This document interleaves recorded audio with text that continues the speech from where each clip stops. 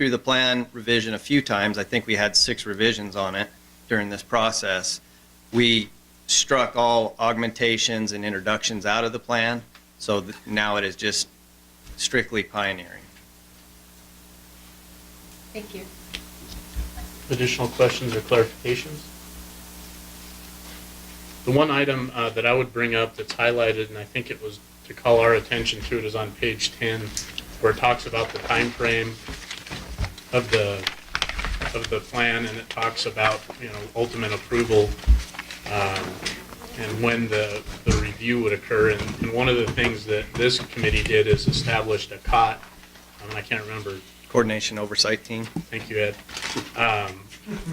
Rather, in my opinion, and I just wanted to throw this out before we get into any discussion on it, in my opinion, rather than setting a rigid 5 or 10-year review window, if that COT team is going to be in place, if there's a need for a review, in my opinion, it should occur at the COT's recommendation rather than setting 5 or 10 years, because we aren't sure how fast those populations are going to continue to grow and expand. And so I'd hate to set a rigid 5 or 10-year window and then it not make sense. To me, it would make more sense that any update be per the recommendation of the COT. So that will probably come in here at the end when we get our final comments forwarded back to the subcommittee. But just to throw it out. Commissioner Hubbs? Yes, I do have one question, Chairman Drew. Just being new and looking over this area, is it normal to have a COT for all of these counties? I believe there is one other plan that has a COT, and it's Central Nevada, if I'm not mistaken. Correct. And at least one of the people that was familiar with that process highly recommended that COT team, and the reason being that on an annual basis, the COT can get together composed of local stakeholders and address any issues that are coming up and provide feedback to not only the department, but also to their county and county advisory boards in this commission. So in my mind, I think it's a very positive thing. I think it provides us with some flexibility, given that there is potential for unknowns with what we're dealing with on the ground. When I was reading the report too, thank you, I was just curious with that. Thinking about the mediation that they outlined in the report, and then wondering how that is going to interplay with the new arbitration guidelines we're developing. I don't believe that there would be a nexus. I don't think the plan addresses that, other than to say if there's a dispute, if we get to the point where we're issuing compensation tags, that would be a separate process that would come straight through us. I don't think anything in this plan is going to change that one way or the other. Okay. Additional questions or discussion? Okay. Thank you, gentlemen. We may have you back up here, but for now, please take a seat. County Advisory Board inputs on item 6, Humboldt County Elk Subplan, first reading. Tom, anything from Humboldt County? Humboldt County supported the plan 100%. I'd like to thank Ed and Eddie for their participation. They really did a great job on getting this plan through. And also Jeremy and Pete, they helped us a lot to get through this process and onward. Thank you. Okay. Any other County Advisory Board input on this? If not, public comment on item number 6, Humboldt County Elk Subplan, first reading.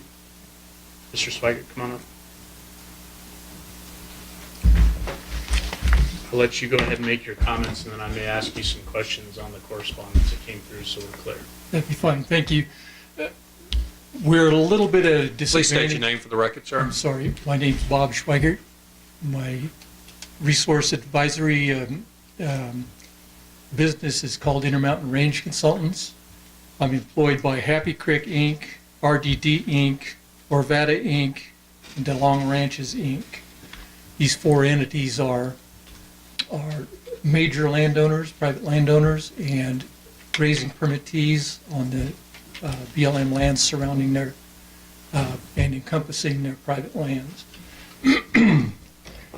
These entities first became aware of this planning process through no fault of anybody's, but not until December of 2015, and we've been involved consistently and constantly with it since then. Our latest attempt to be involved in this was a couple of email transmissions to the commission via Ms. Scarby on March 8th and on March 10th.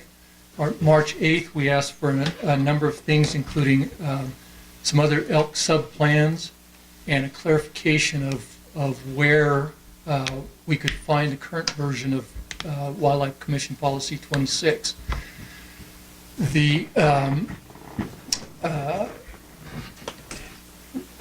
The follow-up to that occurred, Ed Partee got me all of the requested elk plans, but we still don't have a clarification of Wildlife Commission Policy 26.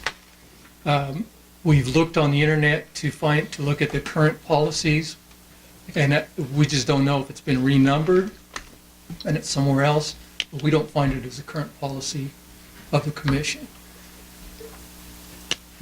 This is important because as the letter that I think you probably got on dated March 10th from these four entities refers to, we've got four major areas of issue with the sub-plan, and one of them is the legal aspect of it.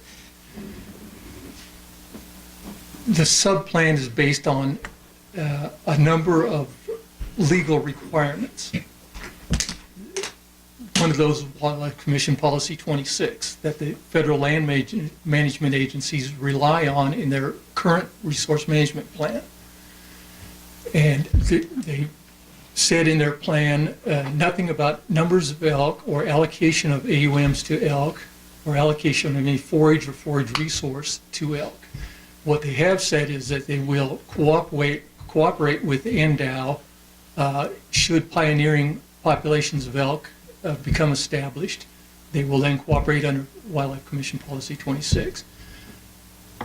So we're left with everybody wanting to follow a Wildlife Commission policy that I can't find as current policy.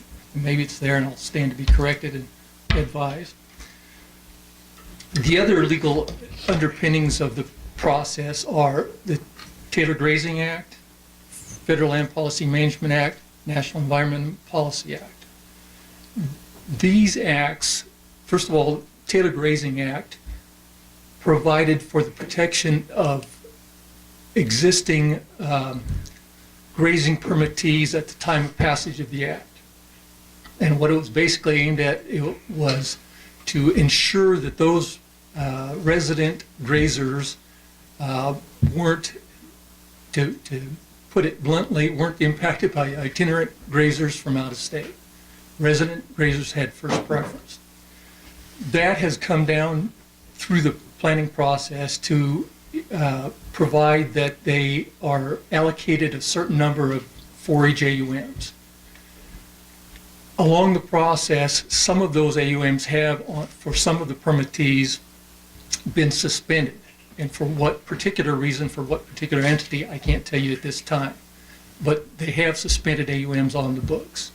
So if there's, the policy is that if there's additional forage to be allocated, it should be allocated to those grazing permittees first.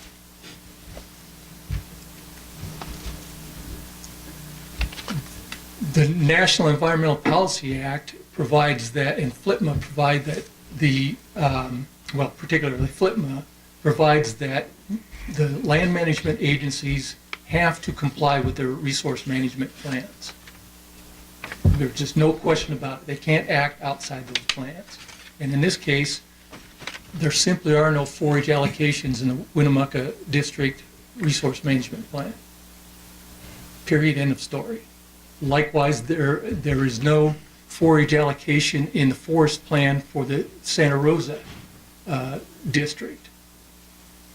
So we think at the very least, these things need land plan amendments before the land agencies can implement any plan that may eventually evolve out of this commission and the steering committee's process.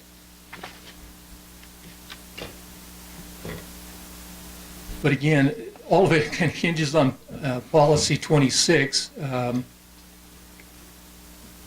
its effectiveness. We just don't know where that is. If let me start with assuming policy 26 exists. If it exists, it calls for subplans to be constructed where elk have pioneered and established, not where there's none found. And so that's an issue that we have taken up with steering committee, basically to no avail. So we think that's an important consideration. Assuming it can be applied to areas where let me just back up. The alternative one that we sent you that you probably didn't get is a track changed draft that I developed, assuming that full compliance with policy 26. In other words, no elk, no plan. Alternative 2, I developed, assuming that the policy 26 could be extended to other areas and is more of a wordsmithing document than anything else, with the exception of one area that the steering committee wants to have a number of elk in that area, and we believe because of the economic damage that's potential, that should also be kept to basically no animals, no elk. You're at a disadvantage without having those, and I'm at a disadvantage to talk to you about them. But so I'm encouraged by the chairman's ideas earlier to perhaps table this for now, because that's one of the things we're going to ask you to do. A number of other problems exist with the subplan. One of them is the triggers. There's been discussion here about triggers being implemented when the population reaches 75% of its target goal. The problem is that the resource management plan and now the sage grouse resource management plan amendments have significant restrictions on the livestock. And if those restrictions, let me back up a little bit, those are biological restrictions. In other words, stubble heights, utilization levels. They're not triggers of a number of animals. And so theoretically you could have 10% of the elk population out there, and as a result of them camping on a meadow, for example, the triggers could be met that either prevent the livestock from being turned out or make them go home early. That's a significant concern on the public lands. And so we think there should be triggers developed specifically to reflect those resource management plan restrictions, so that if the elk population at any level causes those levels to be met or exceeded, that then action be taken in that. And since they're part of a group of grazers out there, we think they should be significantly lower than what the threshold is. In other words, if there's a 35% utilization level, for example, and maybe the elk threshold should be 5%, I don't know. I did not put those kind of triggers into the plan because I think it basically needs to go back and have some significant review. Another problem we have with it is that while the numbers are estimated based on perhaps other plans that used so many elk per square mile, that's not a biological baseline. It's not a delimitation of the available forage, and then the available forage that's already allocated to livestock wild horses and other wildlife. And so there's just a need to go back and revisit that in light of the existing authorizations out there. And again, this subcommittee can do that and go through that process, but ultimately the BLM needs to, and that may become one of the alternatives in a land use plan amendment, but these land use plans do not allocate any resource use to elk. So ultimately, we think the BLM and the Forest Service need to go back and amend their land use plans, of which one alternative may be this plan. I'm going to stop you there. I'll let you go a little long because there's correspondence that you tried to provide that hasn't gotten through to us. I understand your argument with the BLM portion of this. That's probably not under the purview of this commission.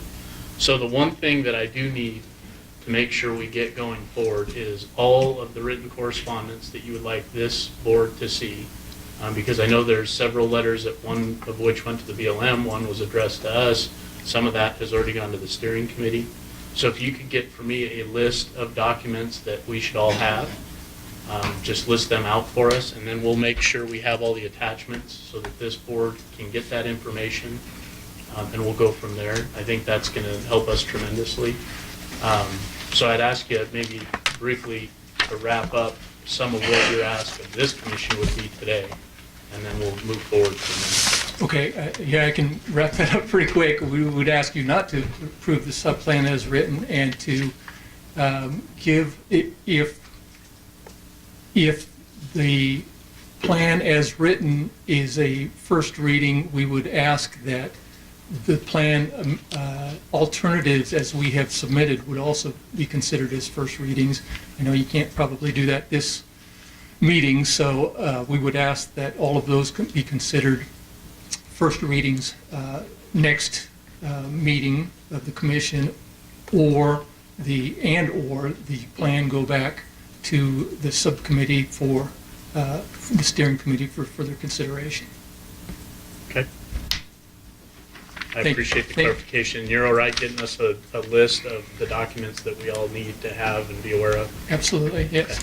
And I'd like to second Commissioner Morai's observations of Ed Partee and Eddie Booth.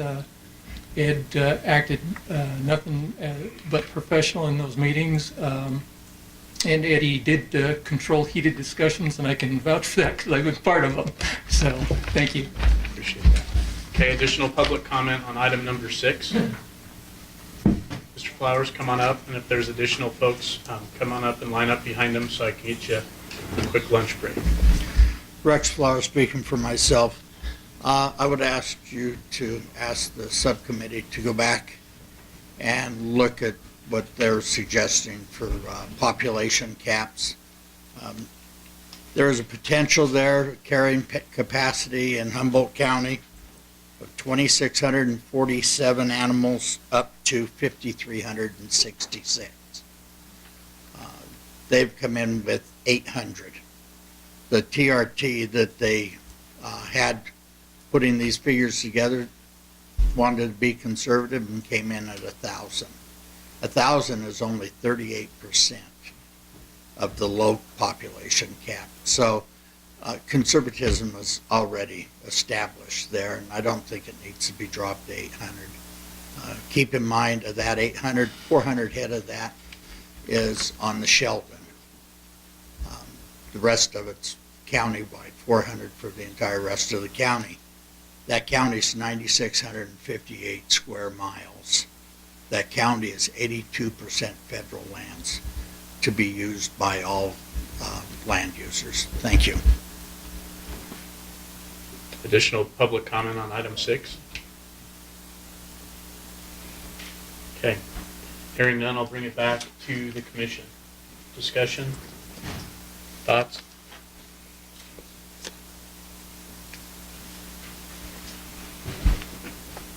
Questions? Jeremy? Commissioner Hubbs? Yes, I just wanted to clarify. I think I was a little confused because at the back of this plan, draft plan, is all of our regulations. I think that's where I was getting kind of talking about the mediation or arbitration. But were those just inserted in the back as part of this plan, or just to inform the public on different regulations that are in place for, you know, private landowners and elk interactions, so we're all aware of policies in place, regulations in place to manage those situations in which there can be conflict? Ed, you may want to address this, but I believe that information was provided as an appendix, and there's nothing in there that would suggest a change to any of the NACs.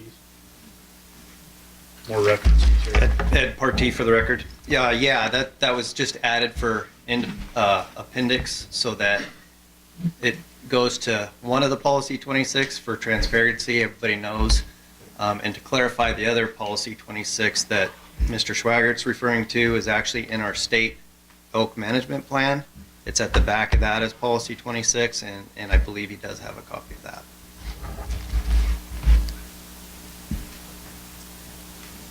Commissioner Moran. Thank you, Mr. Chairman. In light of some public comment, I think I've made it clear that my stance as far as us on the Wildlife Commission, I know that we have the final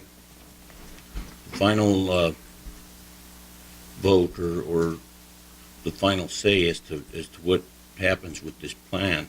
However, I think I've made it clear that from my position,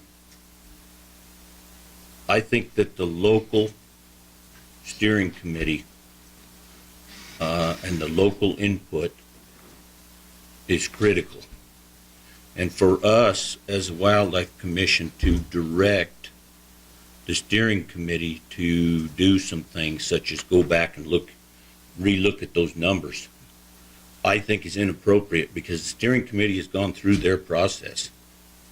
And the public was involved the entire time through that process. And so I think for us to do that would be out of line at this time. I would support Commissioner Morai's sentiments. If I had been the only person in the world to write the plan, I might have done the numbers differently. I can tell you, having been there, there was a lot of discussion back and forth on those numbers. Ultimately, I do think there's a lot of conservative trends put into there. I think it was recognized by the committee that the numbers were low, and it was intentionally meant to be that way for a couple reasons. One, the composition of the COT and the ability to address changes moving forward at a local level. Two, we've learned from past experience that if things get out of hand and populations get too big, it's much harder to deal with them and manage them. And so I think they did a really good job of listening to some of the early presentations and learning lessons from the past and making sure those numbers were something that we can hopefully manage going forward. And if it shows no impacts to other land users, allotments, things of that nature, that maybe we look at expanding those in the future. I would agree. I would not be comfortable with this body essentially changing the recommendations of that committee, given the amount of work that they have done at the local level and all the input that they've taken in. Additional questions or comment? Commissioner Moran. Thank you. Oh, sorry. With that being said, I think as far as the issue being brought forward by Mr. Swigert and his group, as far as going back to the committee, if we go through that process again through that steering committee, I think that then those issues will still get addressed at the local level. Commissioner Johnston. Thank you, Chairman Drew. I think another important factor is the Humboldt County CAB's input and support of the plan, in addition to the work of the steering committee. Seems to be, the work comes out of the committee, the local CAB supports the recommendations, so that's an important factor for my consideration as well. Okay. Additional comments? Commissioner Hubbs? I do have one comment, and I'm not very familiar with the steering committee, but what was a little bit difficult while reading this, since we're going over everything, I think, was trying to understand how we're getting from occasional elk sightings to the projections. Like some areas, we know there's elk, they're radio collared on 051, I believe. We've got really good data there. But when you're seeing something like an occasional elk sighting, and then you're projecting out the numbers, you're just extrapolating the vegetative or habitat and what could potentially exist there, and through modeling through the department, I'm assuming. There's not really a description of how we're getting there that I understand that's really concrete for a layperson to read.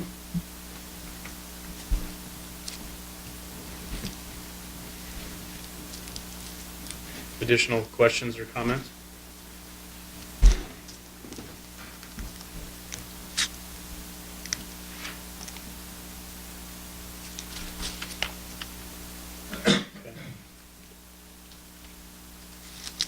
I guess one of the things that I would say is I've repeated this multiple times to the committee, to Chairman Booth, to Ed, the department, and basically I told them, take as much time as you guys need to get this plan right. I don't care that it's done in 6 months. I don't care that it's done in 4 months. Take the time to get it right. Answer whatever questions there are. Take as much input as you need, and they've done a great job with that. And so, from our standpoint, I have no problem advancing this today. With some very specific direction on clarification. If it comes back in May or we're not ready to come back in May, we'll go to June. If we get to a second reading and we need a third, I'm willing to do that. And so with that being said, if no one else is comfortable throwing out a motion, I would be amenable to attempting one, at least to get us off the dime a little bit here. I'm getting a lot of stares. Go for it, Jeremy. So I'd make a motion to advance the Humboldt County Elk Management Subplan dated final draft 2/24/16 to a second reading following review by the Humboldt County Commission and the Humboldt County Planning Committee. Further, that the committee review and suggest any changes as suggested by Mr. Swigert and the letter and correspondence that he has provided to the Board of Wildlife Commissioners. Final, the time frame on page 10 to reflect revision stating upon recommendation of the COT team, confirm that management actions to be taken once the 75% of population objective is reached, and also provide or confirm the description of the process that was taken to arrive at the final objectives. Is there any question? Is there a second? I second that, Jeremy. Commissioner Good. Chairman Good. They all work. Okay, so we have a motion and a second. I'll open it up to discussion. And actually, before I do, Chairman Booth and Ed, are you comfortable with the motion and the direction that we've provided here? And Mr. Swikert, you're comfortable that we need to get a clear list of correspondence so that we're all on the same page with that? Okay. Mr. Chairman. Commissioner Morai and then Commissioner Young. One question that I have on the motion is, I thought part of that motion is second reading. Could you explain what the process would be if that is considered a second reading?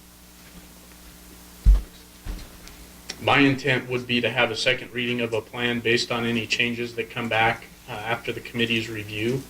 If we're comfortable at that time to approve the plan, I'm comfortable doing that. If the committee and the commission and everyone is comfortable that we've addressed all the outstanding issues,